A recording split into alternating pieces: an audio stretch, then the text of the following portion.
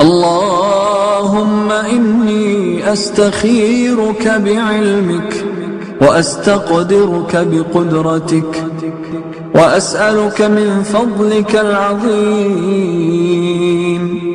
فإنك تقدر ولا أقدر، وتعلم ولا أعلم، وأنت علام الغيوب. اللهم إن كنت تعلم أن هذا الأمر خير لي في ديني ومعاشي وعاقبة أمري فاقدره لي ويسره لي ثم بارك لي فيه.